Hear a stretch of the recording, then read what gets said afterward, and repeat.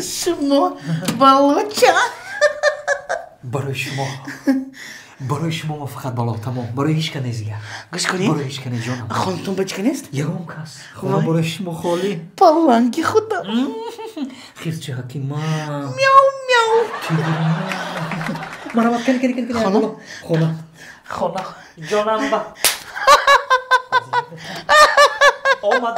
آمدم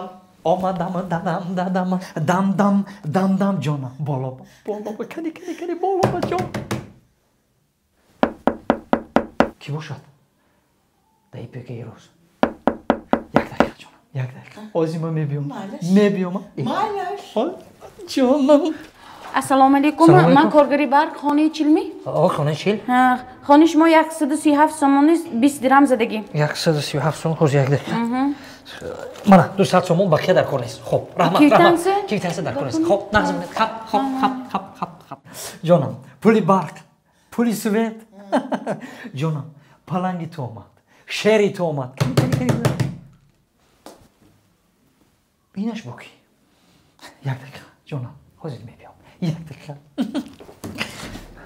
چه؟ لابای السلام علیکم اکا جان سلام علیکم خانه رحیم فاق بله رحیم فاق من پولی پارتوف با آمدم پول چی؟ پولی مستر پارتوف گبزن از آن شما میدونید چند پول شد؟ چند پول؟ 15 سومون و 50 درهم اکا جان چند پول؟ 15 سومون و 50 درهم 15 سومون مانا 20 سومون گیری باقی در کار نیست خب مایلش نازم اکا جان وای کیتنسه رحمت خیلی خوب جانم پولی پارتو کنی جانم متیار ایش کیای با حوز یه دقیقه میبیم ایش کیای با السلام علیکم ما از ولا کانال پولی آب اومدیم مددی که او در کار نیست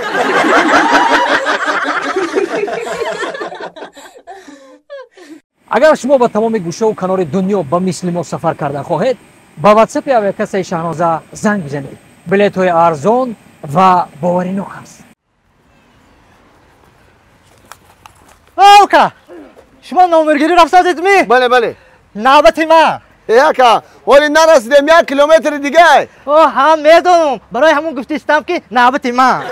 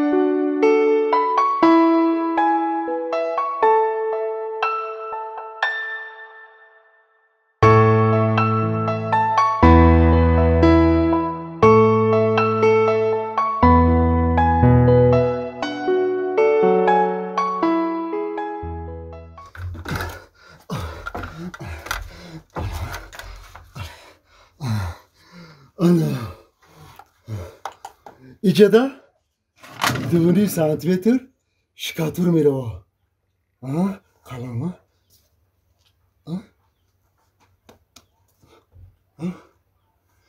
دل شد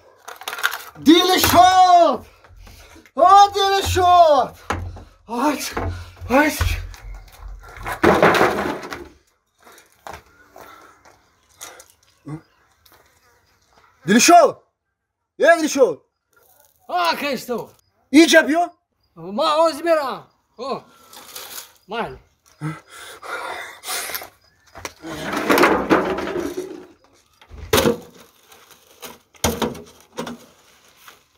آمدم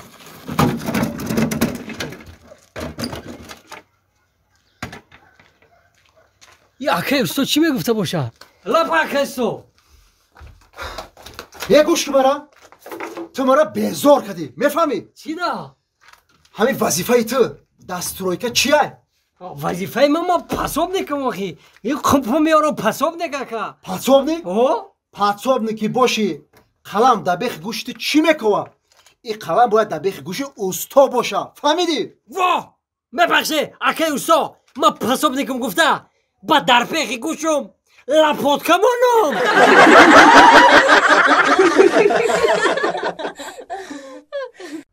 یا دل میگه برو برو دل میگه نرو ای زنک جان خونه را رفتی حالی به فکرم نرفتی دن یه پاچه شکستی زنک آخه آدم یک زنک مهربان میشه یک دستاش خیلی ملایم یک خیلی راحت کنه همه مردک همین میجیقه میگوزه که پنج شاخه کتی آخه صدقش هم زنک شد یک زنک مهربان میشه آدم روزی در روز کاری من پاچه جیقیه همین پاچه دی نشکست که من خلاص شوام پای کی؟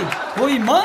یا زنکی به عقل پاچه ما بشکنه تو گشنگی ده میبری پای کی پای بشکنه فلان به مدان این خیلی گونه زن بس که مردک من به همینم که قطعه گشنگی ده مردگی گشنگی ده مردگی؟ توبه گشنگی ده مردگی بده اوخه یکان چی بو که بیار بخیرم اوخی بخیرم گشنگی توبه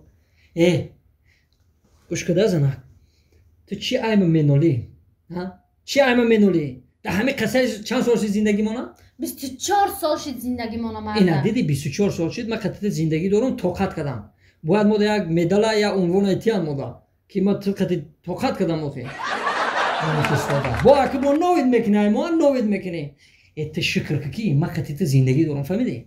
آخی مردک 24 سال شد زندگی مانه تا اقلا یک بار دوشنبه تماشا نبردی مرا چه نبردم؟ دیگه تماشا نبردی این نوشکری بنده کی نبردم تا تماشا؟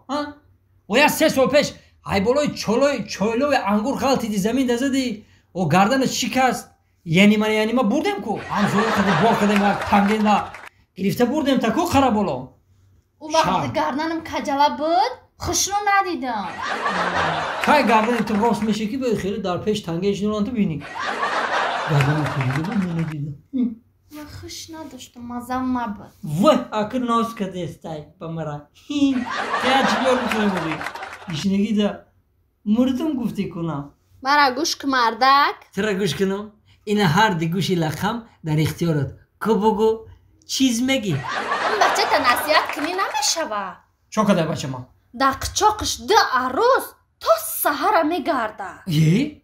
تا یک جا میدونی؟ آخه صورتشو در تلفنش دیدم اولی بچه دا یک جای؟ در پیش آینه خچه فسان کده سه اولی با جای رفتنیه کنی فیراتش که؟ اسفندیو نخوش شوی تروز کرده تیا نصیحت نکنی اسفندیو اولا بچه جان بیا اوتت فیرو داره اوتان فیرو؟ السلام علیکم اوتا جان سلام علیکم السلام علیکم اوتا جان اوتا جان یکو خدمت استه یکو خدمت نباشه من کار دارم من رفتم در کوره هی مردک با پیش دختر رفته استه یکو نصیحتش نمیکنی پیش دختر رفته استه؟ غیگ